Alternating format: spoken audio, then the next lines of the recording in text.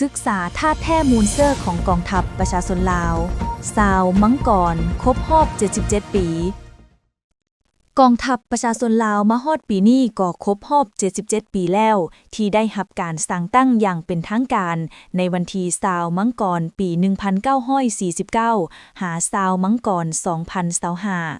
ท่าแท้ของกองทัพประชาชนลาวแม่นพรรคประชาชนปฏิวัติลาวเป็นผู้จัดตั้งนำพาศึกษาอบรมฝึกฝนหล่อหลอมท่าแท้ปฏิวัติของกองทัพนับแต่มือสร้างตั้งเป็นต้นมากองทัพเฮาได้กลายเป็นกำลังแหงลักแรงของการปฏิวัติต่อสู่พิละอาจหารต้านจักรพรรดิผู้หุกหาญโค่นล้มระบอบศักดินาสร้างตั้งระบอบใหม่ขึ้นแทนสามารถปกปักรักษามากผลของการปฏิวัติไว้ให้มั่นคงและพัฒนาประเทศชาติให้มั่งคั่งเข้มแข็งเรื่อยๆมากองทัพประชาชนลาวแม่นกองทัพแบบใหม่ของชนชั้นกรรมกรและชาวผู้ออกแรงงานย้อนว่ากองทัพเฮากำเนิดมาจากประชาชนโดยประชาชนและต่อสู้เพื่อความสมบูรณ์พูนสุขของประชาชนลาวบรรดาเผ่าดังนั้นท่าแท้ของกองทัพประชาชนลาวรวมมี3ท่าแท้คือ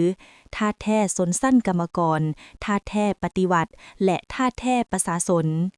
โดยเริ่มจากท่าแท้ปฏิวัติดังกล่าวในพฤติกรรมแห่งการต่อสู้กู้ชาติอันยืดเยื้อยาวนานได้ยั่งยืนว่า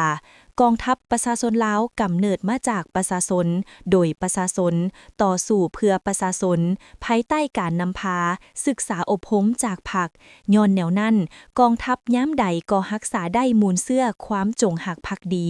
มีความบริสุทธิ์ผุดผ่องเชื่อมั่นต่อการนำพาของพรรคเชื่อมั่นต่อประชาชนและเชื่อมั่นกำลังแห้งของตนมีน้ำใจเสียสละอันสูงส่งเพื่อชาติเพื่อประชาชนและเพื่ออุดมการณ์สังคมนิยมกองทัพประชาชนลาวย้ำใดก็มีความสามัคคีแน่นแฟ้นกับประชาชนลาวบรรดาเผ่าความสามัคคีเป็นปึกแผ่นแมนมูลเสื้ออันประเสริฐของชาติลาวคนลาวความสามัคคีเป็นปัจจัยสำคัญของความเป็นเอกภาพแห่งชาติโดยปฏิบัติตามยุทธศาสตร์ของพรรคเกี่ยวกับเวียกงานก่อสร้างหากฐานการเมืองกองทัพเฮาได้หันลงก่อสร้างหากฐานโฆษณาขนขวายประชาชนเป็นหน้าที่ต้นต่อและหันลงก่อสร้างหากฐานการเมืองพัฒนาชนบทรอบด้านมีมากผลตัวจริงอย่างน่าสรรเสริญบนทางระยะ 77 ปีแห่งการเติบใหญ่ขยายตัวอย่างบ่หยุดยั้งนั่นก็เนื่องจากว่ากองทัพเฮาฮู้อิงใส่ประชาชนได้รับการอุ้มชูสวยเหลือเบิงแยงเลี้ยงดูจากประชาชนบรรดาเผ่า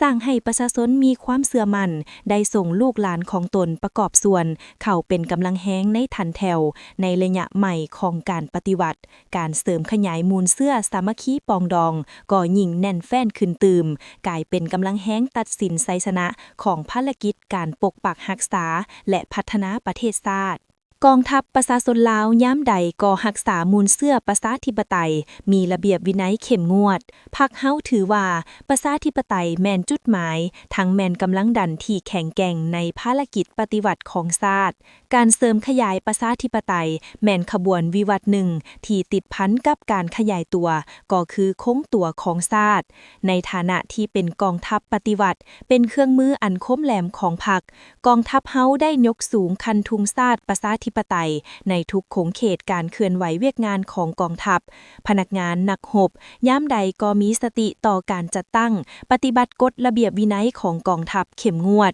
เป็นแบบอย่างในการดำรงชีวิตและเฮ็ดเวียกงานจนกลายเป็นคติเตือนใจที่ว่าระเบียบวินัยแน่นความเข้มแข็งของกองทัพ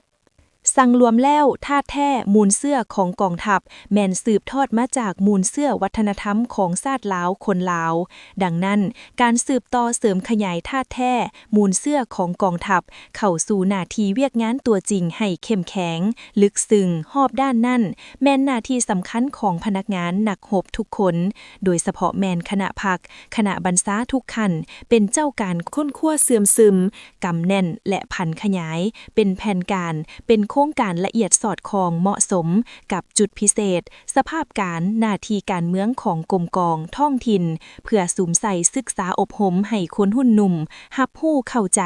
มีการหันเปลี่ยนด้านแนวคิดและการกระทำอย่างตั้งหน้าพร้อมทั้งหมุนใส่เข้าในเวียกงานอย่างมีประสิทธิผลสูงสุด